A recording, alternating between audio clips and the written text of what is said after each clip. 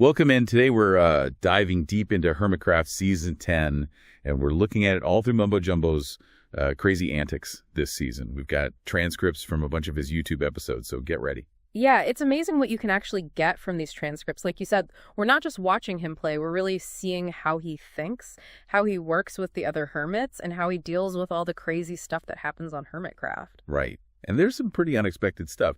Let's go back to the start of Season 10. You know, you'd think someone like Mumbo, who's been playing Minecraft forever, would have it all down.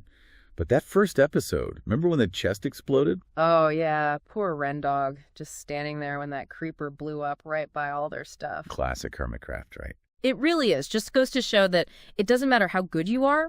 Minecraft's always got a way of, let's say, messing with you. Messing with you is right. And that kind of sets the scene for Mumbo's, relationship with dying this season, right? Like, yeah. It's not even a question of if he'll die, it's how. And then he builds that killing chamber thing. That killing chamber just screams Mumbo. He needs a quick way to get back to his base, which, by the way, he basically built so you can only get to it by dying. So, of course, he builds a death trap. Talk about creative problem solving. Seriously, it's very Mumbo. He even gets Iskold to try it out, too. Got to make sure it works, right? Who else would even think to make sure the death messages are perfect for their base design? And that shows how careful he actually is. I mean, he's the one jumping into the void. But that's Mumbo. Wants those specific death messages just for the design. It's like every little thing matters to him. Like, who knew dying by llama was essential for a good base? It's just fun to watch. And, talking about fun, we got to talk about all the bamboo stuff Mumbo gets into this season. He basically started a bamboo revolution. Yeah, because now you can make planks out of bamboo. It changes everything. It's like suddenly you can build these huge projects like Mumbo's giant kelp farm. Talk about being efficient. He takes those new game mechanics and really goes for it. For sure. And when we're talking efficiency, we got to bring up his gold farm, right? The one where he fills in the entire underside of the nether with just blocks and blocks, all to get the most gold he can. It's honestly impressive how dedicated he is. I mean, That's not just building the farm, it's making it perfect, even if it's a little extra, and then having to redo it all because he missed one spot. That's got to be annoying. But he handles it. He even thinks it's funny. He does. It's something you see in all his videos. Yeah. This need to do the absolute most in the game. Sometimes he even gets the other hermits in on it, like when he got stressed to help out with the gold farm. Yes, the infamous bed bomb strategy. Which, for anyone who doesn't know, is where they use beds, which explode in the nether, to blow up huge chunks of the nether to get those ancient debris. And let me tell you, it's pure chaos. Total chaos. But it gets the job done.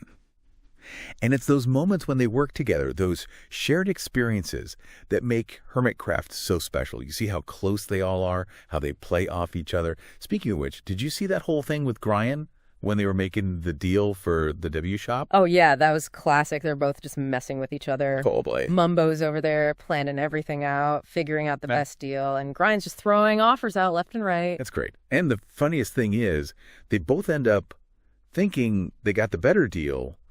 That's what I love about how they play together. They're competitive, but they also love the game, and it makes it so fun to watch.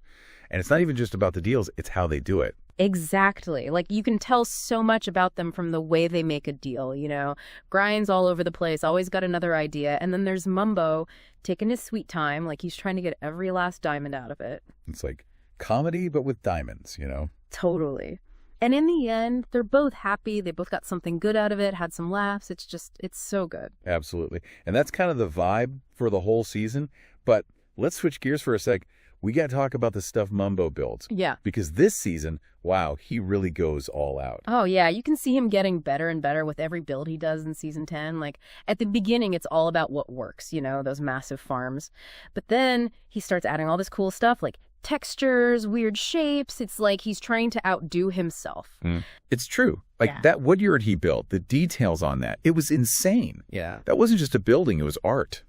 Totally. And that's where you see the artistic side of him. He even drew some sketches before he started, which is not something you see very often.